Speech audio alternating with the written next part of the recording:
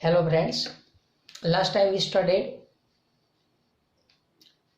water resource and their uses.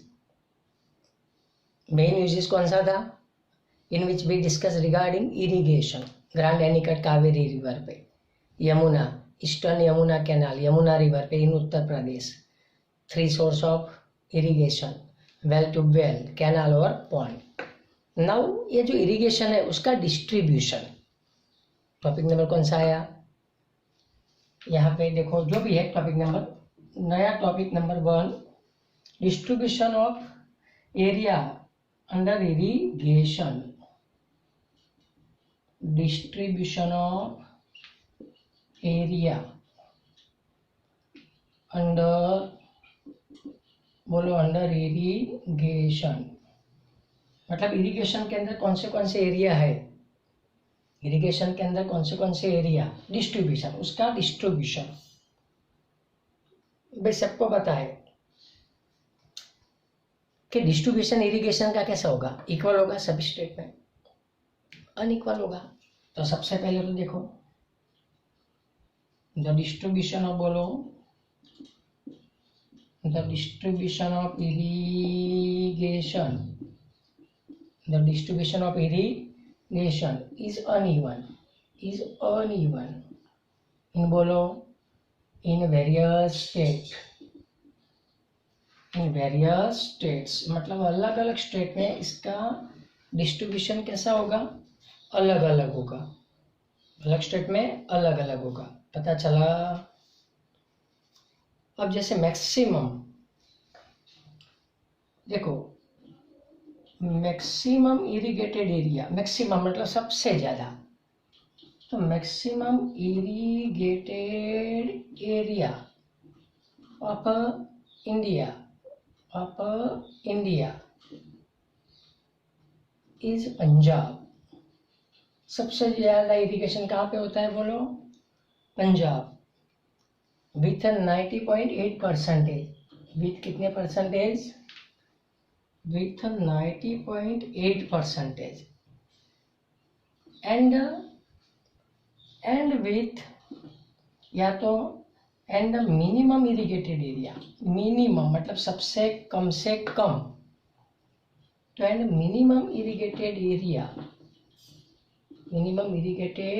area of, बोलो of India is Haryana. सबसे कम irrigation, sorry, is Mizoram. कौन, बोलो Mizoram. Forest में हरियाणा सबसे कम और इरिगेशन में सबसे कम मिजोरम. देखो 4 चीजें बताता हूँ. मैक्सिमम फॉरेस्ट अंडमान निकोबार और मिनिमम हरियाणा.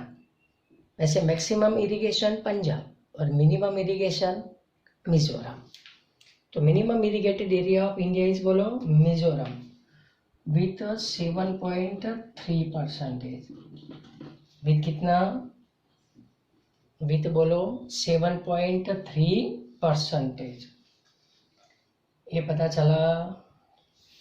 अब कौन से एरिया इरिगेशन ज्यादा होता है समझना.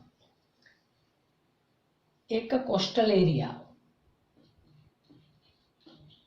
Coastal areas of Andhra Pradesh, मतलब आंध्र प्रदेश के कोस्टल एरिया समझना, एक आंध्र प्रदेश. दूसरा डेल्टा रीजियंस, डेल्टा फर्टिलिटी वाले रीजियंस ऑफ गोदावरी सुना है, तो delta region of Godavari and Krishna river, Godavari and Godavari. दूसरा बोलो कृष्णा एंड महा रिवर्स, गोदावरी, कृष्णा एंड महा रिवर्स इन ओडिशा, इन बोलो ओडिशा में महा रिवर आपको पता है ओडिशा. और कावेरी का डेल्टा कहाँ पे, तमिलनाडु. कावेरी डेल्टा इन, बोलो तमिलनाडु, कावेरी डेल्टा इन तमिलनाडु. मतलब तमिलनाडु में कौन सी रिवर का डेल्टा, कावेरी रिवर का। उड़ीसा में कौन सी रिवर का डेल्टा, महा रिवर का। आंध्र प्रदेश में कौन सी रिवर का डेल्टा, कृष्णा। महाराष्ट्र में कौन सी रिवर का डेल्टा, गोदावरी। ये सब delta of Tamil Nadu.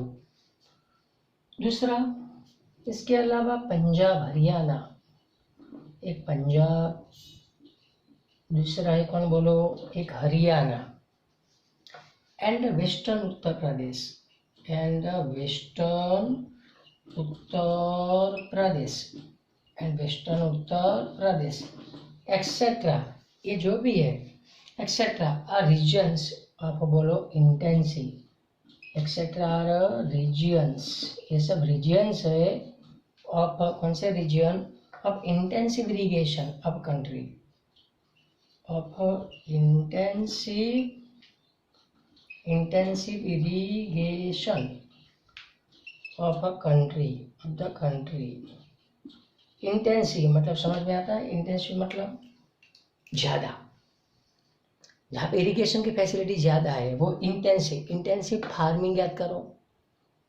And also we discuss in evolution number 10 name agriculture regarding intensive farming.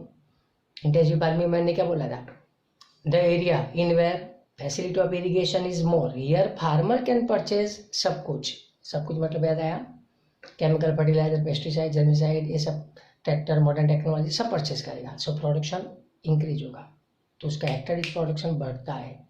और उसका दूसरा नाम कॉमर्शियल फार्मिंग, याद आया, क्योंकि वो लोग ज़्यादातर कैश क्रॉप ग्रोन करते हैं in place of food grain, और उसको बाद में सेल करते हैं इनटू मार्केट, इसीलिए नाम दिया है कॉमर्शियल फार्मिंग। इसीलिए it is regarded as a या consider as a commercial farming. तो ये पता चला, ये सब इंटेंसिव। तो मैक्सिमम इरिगेशन कहाँ पे है, अभी बाकी है। मैक्सिमम इरिगेशन कहाँ पे है, पंजाब विथ 90.8% है। और मिनिमम इरिगेशन कहाँ पे, मिजोरम विथ 7.3% है। आया समझ में? तो एक ये चीज़ है, ये समझ में आया। और ऐसे इरिगेशन अपने कंट्री में दस इरिगेशन बढ़ता गया, तो ऐसे 10 हुआ क्या, 10 आफ्टर इंडिपेंडेंस, ऐसे आज़ादी के बाद 10 आफ्टर इंडिपेंडेंस मतलब आज़ादी के बाद, the irrigated area in India, the irrigated area, the कौन से एरिया, द इरिगेटेड एरिया इन कहाँ पे, इरिगेटेड एरिया इन इंडिया, मतलब बढ़ेंगे कम होंगे आज़ादी के बाद, इरिगेशन बढ़ेगा कम होगा, सोचो बढ़ गया। आज़ादी के बाद इरिगेशन क्या हुआ इंडिया में, बोलो बढ़ गया। तो ऐसे 10 after independence the irrigated area in, बोलो in India, irrigated area in India, in India has increase, क्या हो गया बोलो, क्या हुआ, इंक्रीज 4 टाइम्स। कितने टाइम्स बोलो, 4 गुना बढ़ा भाई। कितने गुना बढ़ा, 4 गुना बढ़ा, पता चला। और ऐसा इरिगेशन अपने कंट्री में, यही irrigation is practice in about, irrigation is practice in about 38%, 38% of net sown area, of net sown area। इतने एरिया में क्या बढ़ गया बोलो, इतने एरिया में इरिगेशन बढ़ गया इंडिया में। आया समझ में? इतने एरिया में इरिगेशन क्या हुआ, बढ़ गया। क्या बोला, पता चला, distribution of area under irrigation, मतलब हर एक जगह पे irrigation there are not equal, मतलब इक्वल नहीं होता। इसलिए मैंने फर्स्ट लाइन में क्या बोला कि the distribution of irrigation is uneven. Uneven means unequal, irregular. कई जगह पे जहाँ पे होगा एकदम ज़्यादा होगा, और कई जगह पे एकदम कम होगा। तो ज़्यादा कहाँ पे? पंजाब विद 90.8। मिनिमम कहाँ पे? मिजोरम विद 7.3। और इंटेंसिव कहाँ पे? तो ये जो रिवर के डेल्टा है वो महाराष्ट्र में गोदावरी का डेल्टा, आंध्र प्रदेश में कृष्णा का डेल्टा, उड़ीसा में महा का डेल्टा, तमिलनाडु में कावेरी का डेल्टा। पता चला ये सब है इंटेंसिव इरिगेटेड एरिया। इंटेंसिव मतलब वहाँ पे मैक्सिमम इरिगेशन होने के चांसेस है, चांसेस नहीं, वहाँ पे मैक्सिमम इरिगेशन हो रहा है। क्या बोला? पता चला ये चीज़। आपके लिए एक चीज़ समझने लायक थोड़ा सा ये है। दूसरा, अपने कंट्री में अभी मोर देन 40%, मतलब नियर बाय आधा हाफ, तो more than 40% area of total area sown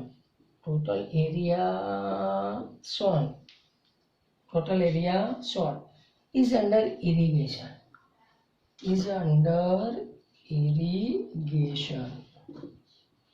Is under क्या बोलो? Is under irrigation. कहाँ पे? आधे के नजदीक इरिगेशन कहाँ पर होता है? पंजाब, हरियाणा, उत्तर प्रदेश। एक Punjab, second Haryana, third Uttar Pradesh. Third क्या नाम? उत्तर प्रदेश। थर्ड उत्तर प्रदेश, बाद में बिहार, बाद में जम्मू कश्मीर, तमिलनाडु, जम्मू कश्मीर। दूसरा कौन आएगा? एक जम्मू कश्मीर के बाद बोलो, एक आएगा तमिलनाडु एंड मणिपुर।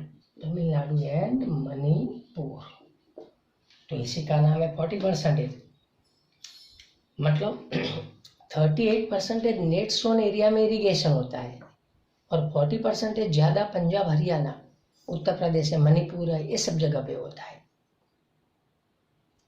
और ऐसे टोटल सब मिला के पूरे इंडिया में इरिगेशन 84%। इसको याद आया?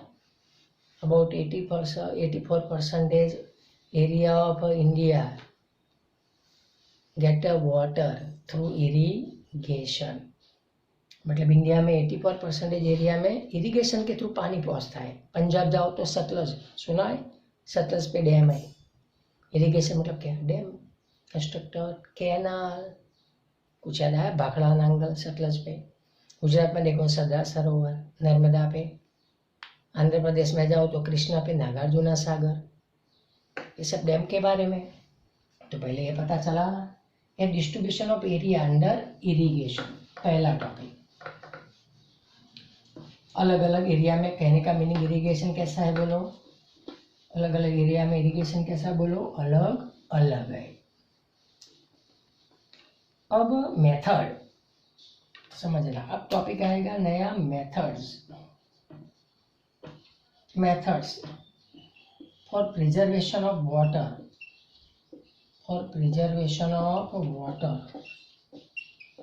मतलब पानी को बचाने की मेथड भाई। क्या नाम बोलो? पानी को बचाने की क्या? पानी को बचाने की मेथड। पता चला? चलो, methods for the preservation of water.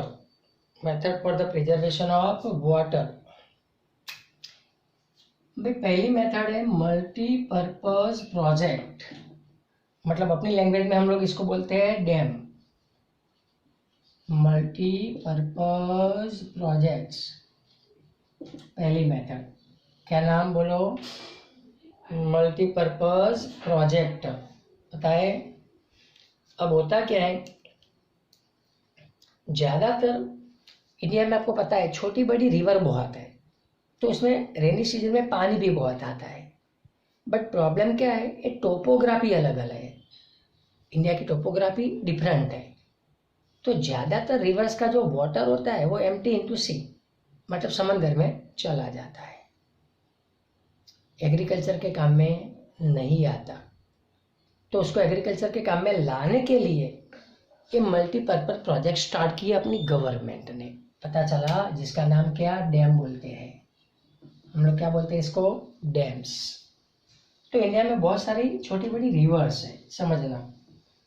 Many large and small rivers, many large and small rivers, many large and बोलो small rivers flow in India, flow in India. मतलब इंडिया में छोटी बड़ी रिवर का फ्लो काफ़ी हुआ, इंडिया में छोटी बड़ी रिवर का फ्लो काफ़ी है, इसलिए वाटर ट्रांसपोर्टेशन क्या होगा, is very rich in India. इसीलिए पानी का जो ट्रांसपोर्टेशन है वो अच्छा है। सो वाटर, वाटर क्या बोलो, water transportation, water transportation of India is very rich, is very rich. मतलब इंडिया में पानी का ट्रांसपोर्टेशन क्या है, वेरी रिच, मतलब काफ़ी अच्छा है। बट प्रॉब्लम क्या है, but due to, problem India का मेन क्या है, but due to different physiography, but due to बोलो डिफरेंट टोपोग्राफी, नहीं समझ में आता है टोपोग्राफी लिखो, ड्यू टू डिफरेंट टोपोग्राफी, अलग अलग एरिया में टोपोग्राफी अलग अलग है।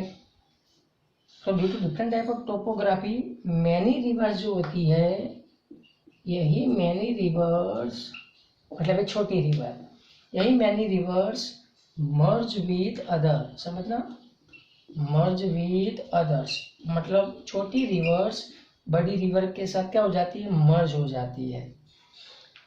And empty there water, and empty there बोलो, एंड एम्प्टी देयर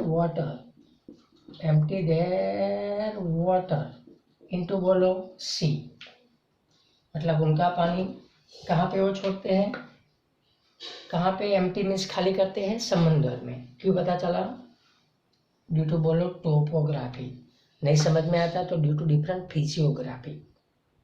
जैसे नॉर्थ इंडिया में जाओ तो नॉर्दर्न प्लेन एकदम फ्लैट है, हिमालय की ओर जाओ तो माउंटेन है, मतलब tapering at the top.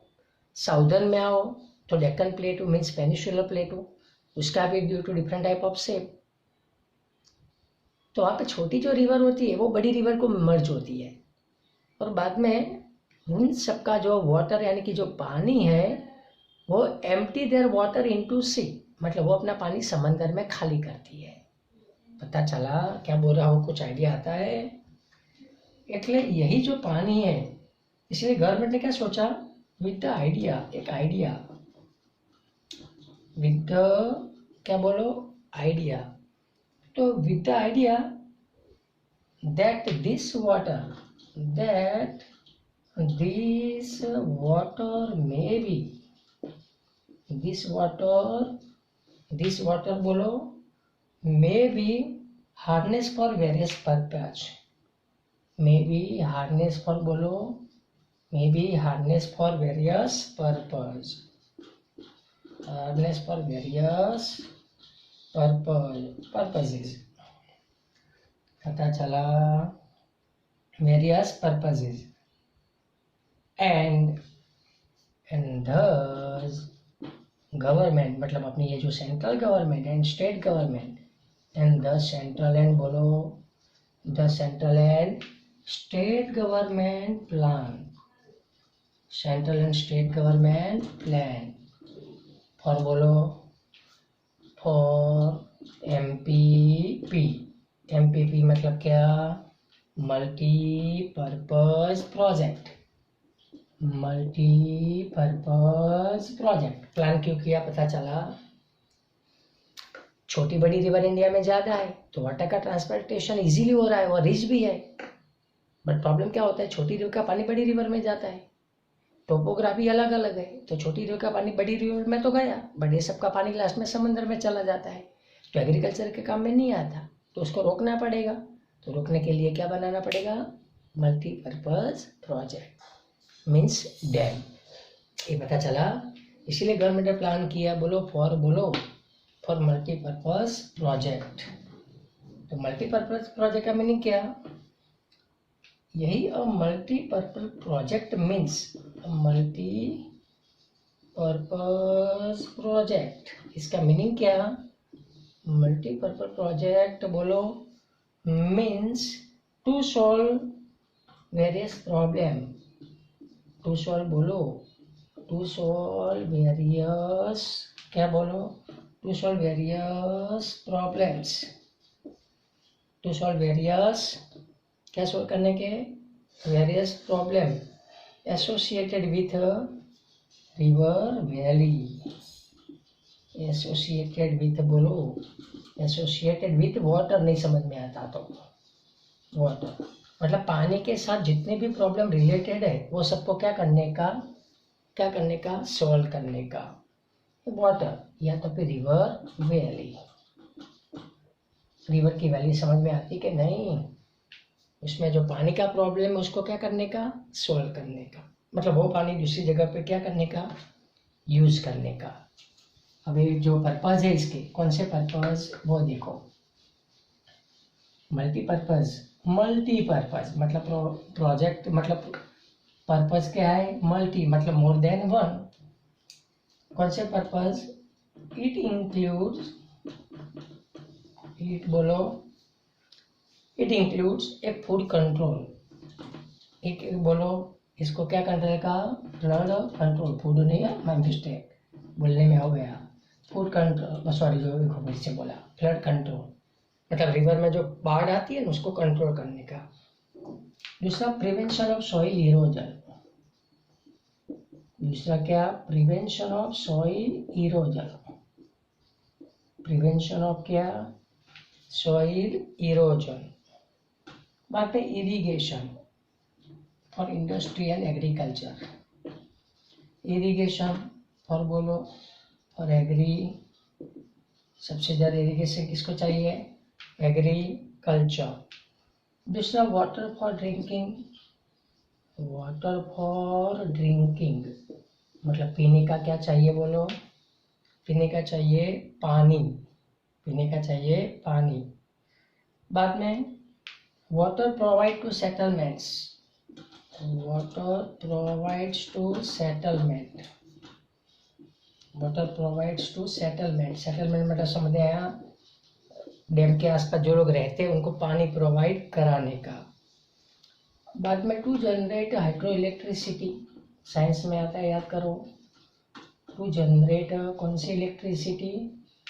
To generate hydro electricity, to generate hydro electricity.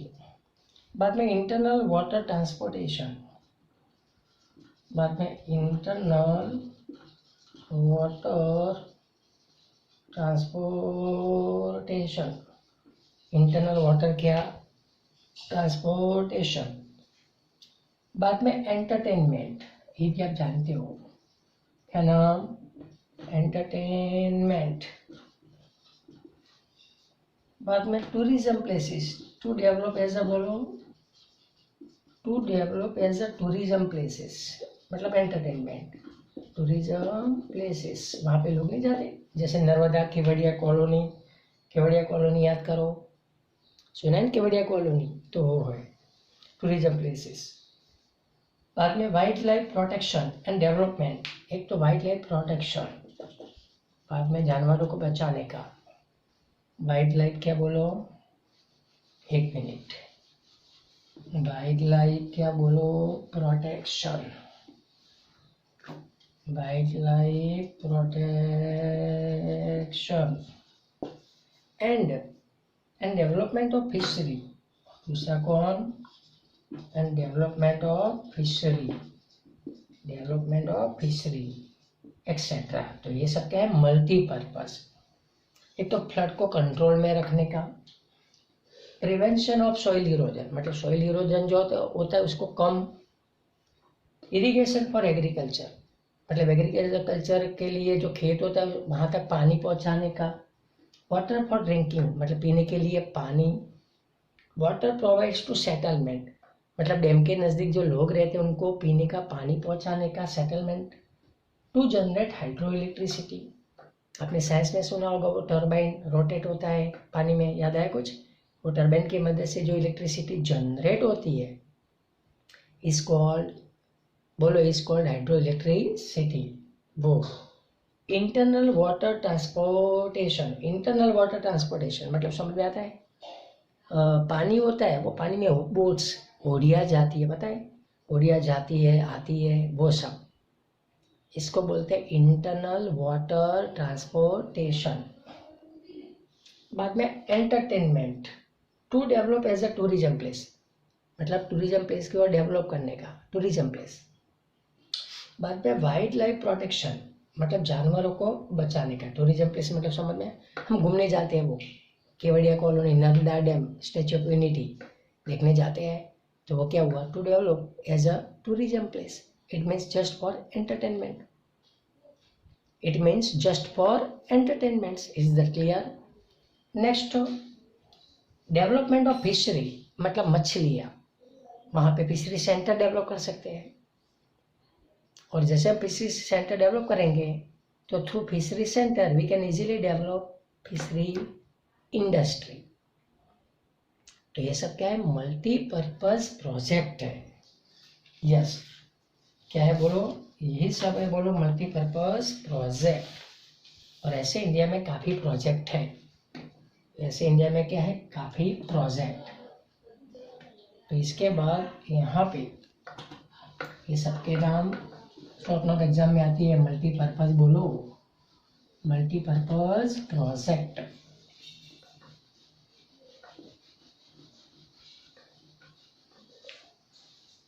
और कौन से है मल्टीपर्पज प्रोजेक्ट? तो मल्टीपर्पज प्रोजेक्ट के नेम्स, मल्टीपर्पज प्रोजेक्ट के नेम्स, भाई आपने सुना होगा सतलज रिवर, तो सतलज रिवर पे भाखड़ा नांगल, भाखड़ा नांगल, ये सतलज रिवर पे भाखड़ा नांगल। कोसी पे कोसी, कोसी पे कौन सा मल्टीपर्पज प्रोजेक्ट? कोसी। बाद में दामोदर पे दामोदर वैली, दामोदर पे दामोदर वैली, इसका मैप में आएगा 1 मार्क्स। दामोदर पे क्या नाम? दामोदर वैली। महा रिवर पे हीराकुंड, महा रिवर पे कौन बोलो? हीराकुंड। चंबल पे चंबल वैली, चंबल रिवर पे क्या नाम? चंबल वैली, चंबल पे चंबल वैली। कृष्णा पे नागार्जुना सागर, कृष्णा रिवर पे कौन सा मल्टीपर्पज प्रोजेक्ट? नागार्जुना सागर, क्या नाम है? नागार्जुना सागर। कावेरी पे कृष्णराज सागर, कावेरी पे कौन सा बोलो? कृष्णराज सागर, ये कावेरी रिवर पे। तुंगभद्रा पे तुंगभद्रा, तुंगभद्रा रिवर, कौन सी रिवर? तुंगभद्रा, तुंगभद्रा रिवर पे तुंगभद्रा मल्टीपर्पज प्रोजेक्ट। बाद में नर्मदा पे सरदार सरोवर, आपको पता है नर्मदा, उसके ऊपर सरदार सरोवर, नर्मदा पे क्या? सरदार सरोवर। बाद में महिसागर, बड़ौदा की महिसागर पता है ना, तो बड़ौदा की एक महिसागर, उसके ऊपर वो कडाना एंड वनाकबोरी, कडाना और वनाकबोरी, ये महिसागर पे। बाद में तापी रिवर पे उकाई और काकरापार, तापी रिवर है उसके ऊपर Ukai and second is Kakrapar, क्या नाम? उकाई एंड बोलो काकरापार। लास्ट साबरमती है, अहमदाबाद में साबरमती, उसके ऊपर धरोई, साबरमती के ऊपर क्या नाम? धरोई। पता चला? तो ये सब क्या है? मल्टीपर्पज प्रोजेक्ट के नाम है, ये सब है मल्टीपर्पज प्रोजेक्ट। ये इसमें से कोई भी एमसीक्यू आता है एग्जाम में, पूछेंगे कि धरोई मल्टीपर्पज प्रोजेक्ट कौन सी रिवर पे, तुरंत याद होना चाहिए कि साबरमती। मही के ऊपर कडाना वनाकबोरी, कृष्णा के ऊपर नागार्जुन सागर, कावेरी है तो कृष्णराज सागर, दूसरा एक मेत्तूर, वो पढ़ने में सब निकल गया है, मतलब काफ़ी ऐसे है। Is that clear?